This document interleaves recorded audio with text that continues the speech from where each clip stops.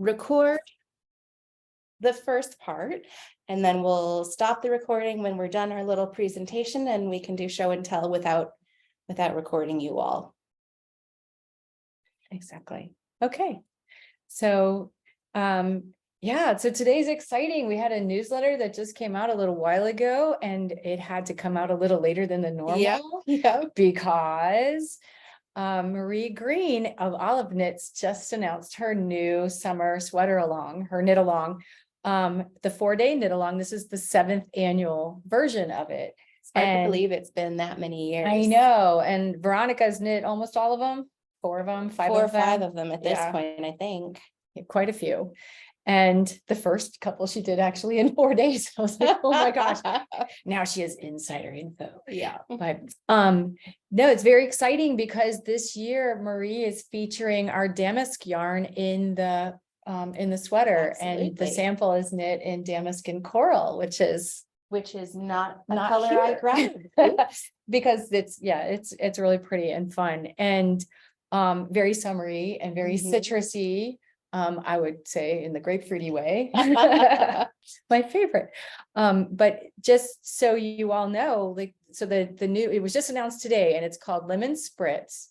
And the planning starts, the pre-order for the pattern starts on May 26th.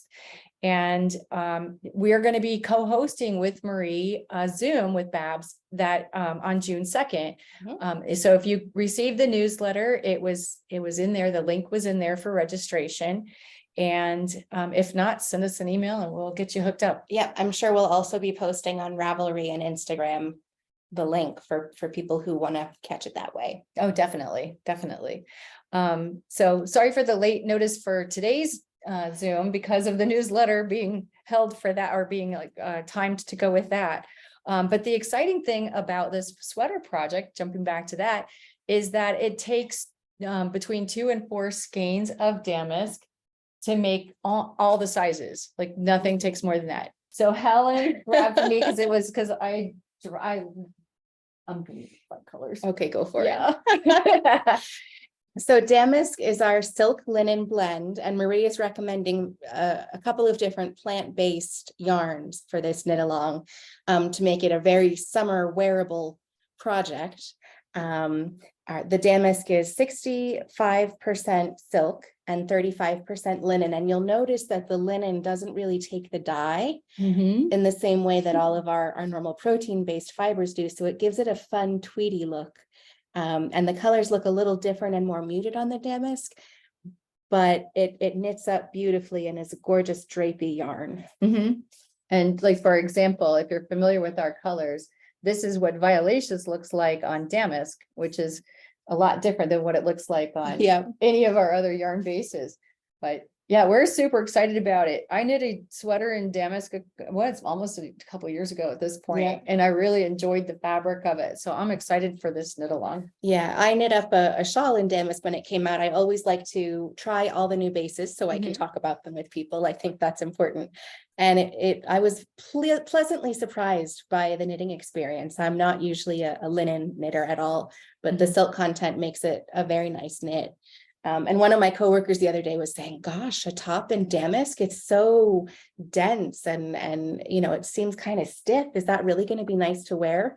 But when you knit it up and wear it, it does drape and sway and has nice movement. So definitely. It's really nice for knitted summer tea, better than lots of things. I have some already and caked up to knit. So I'm excited about that. So get ready, because that's going to be coming up soon. That Zoom's going to be fun. We did that last year with Marie and it was really fun. So let's see what else. Okay, it's top down and knitted in the round, and it has some really cute details. So we got the preview, but you'll have to wait and see.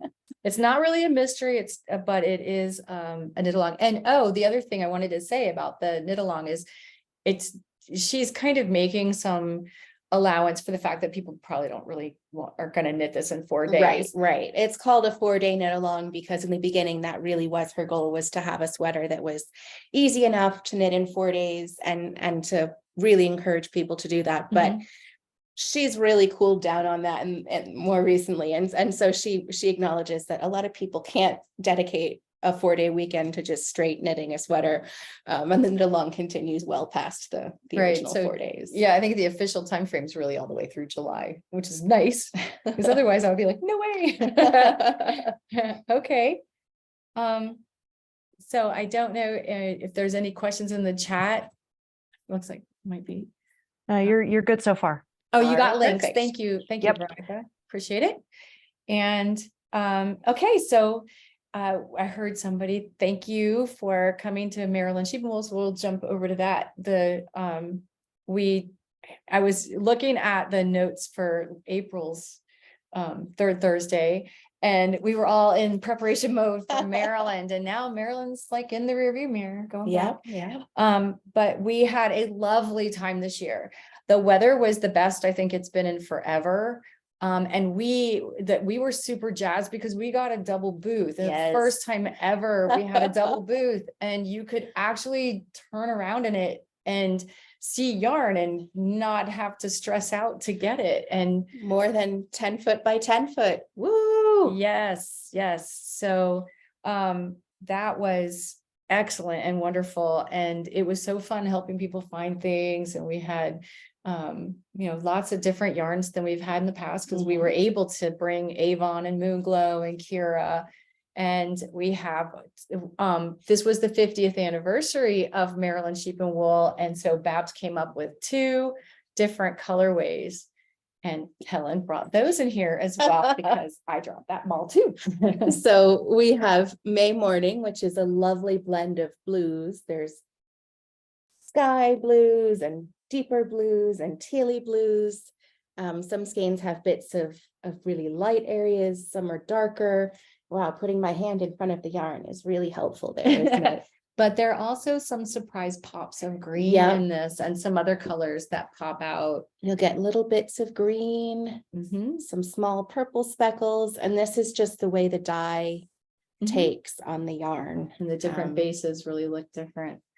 And that was super fun. And for Maryland Sheep and Wool's golden anniversary, we have our color called Golden Anniversary, which is really she really tried to create rose gold, and it was really my hands don't work that way. So it dyes very differently on the different bases, but you can see like gold and pink speckles blended in. This is big silk right here, and 2-ply. And all of them, they take the color so differently. They're all so much fun. And Estrelita. And a lot of people were wondering like what you could put this color with, because it's a lovely background color for like a sweater or something. And so we had recommendations for complementary colors to go with it. In particular, Babs knit the Kitation local yarn store yarn shop day pattern in using dark Canvas Major with the colorway, and it's gorgeous. But Marianne Arella also designed a new hat called Frosted Windows, and she paired it with Zinfandel, I believe, which is a much brighter. It picks up picks up the brighter pink areas. So you can put it with different golds and browns. It's a very versatile color, and was surprisingly popular on our website as well. I don't know why it's surprisingly popular. I love it. I don't know. What do you think?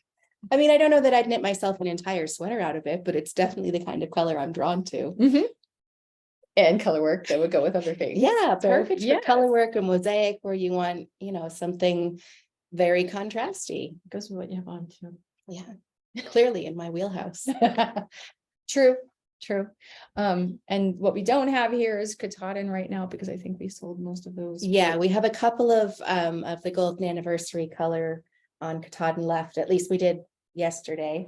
But I think we're out of the May Morning Katahdin at the moment, but we can definitely dye more. No, we didn't dye any of the colorway on Damask. Damask doesn't do very well with the variegated colors, so that tends to just be in the semi-solids. Yep. Okay. So that's all we have about Maryland, Yep. but we wanted to, again, thank you all for whoever got to come with and see us and visit and come And- next time. And Thank you to those of us who celebrated online as well. You didn't have to go to the show to participate. true, very true, very true. Yeah, so thank you. And oh, I saw I think probably Veronica handled the question because she's our secret chat person today. But yes, we are going to be sadly missing Saf this year. Yeah, And we're trying to figure out what we can do to send a bit of yarn down that way, but with it happening the same weekend as Rhinebeck, we just couldn't figure out a way to be in two places at once. So we had to and do well in both. couldn't Yeah. have the kind of presence we wanted in both.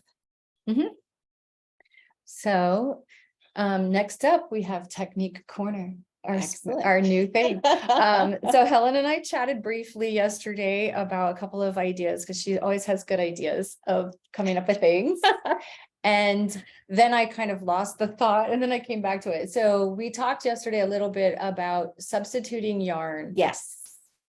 So what kind of circumstances would you think, like in terms of substituting yarn for a pattern? Like this happens at shows a lot where somebody will come Right. up with a pattern and they're like, what can I use your yarn for Yes, this? yeah.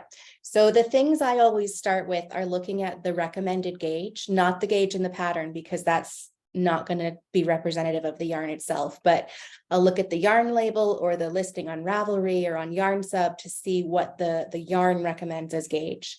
And then that narrows it down to, which of our yarns knit up well at that gauge. Mhm. The second thing I'll do is look at the fiber contents and the yarn construction. If it's an alpaca chainette yarn, I really wouldn't That's wouldn't not think going to go with anything's gonna Damask. Yeah. anything we have is going to work well for that. But if you've got, a normal kind of sock yarn where it's a 2, 4, 6 ply merino wool or wool and nylon blend, that we can definitely help with. So those three things, the gauge, the content, and the qualities and construction are the Construction things that and I yeah. tend to consider. How about you?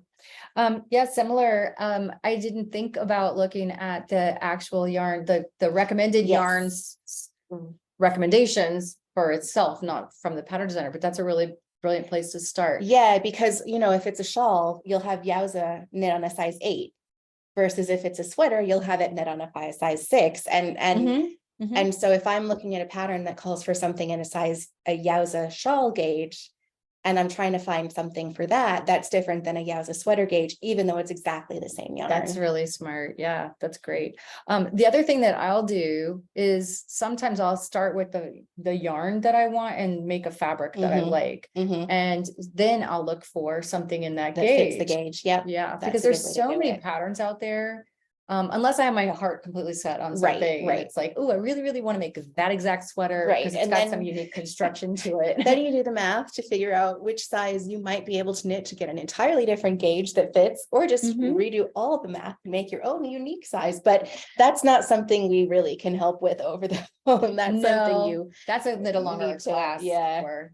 But I would suggest that if you have questions like along those lines, that we're Yeah. happy to join a Absolutely. Zoom, our Friday Zoom, yarn and chat, and we can talk about it. And that's just free and open time to chat.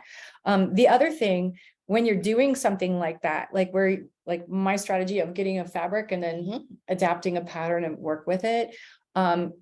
There are two kind of schools of thought on that. One is like just make a different size. Which sort of works if the pattern is graded really, really well, Yep. but in a lot of cases it doesn't work. So Yeah. you really have to be conscious of the row gauge as well as the stitch gauge.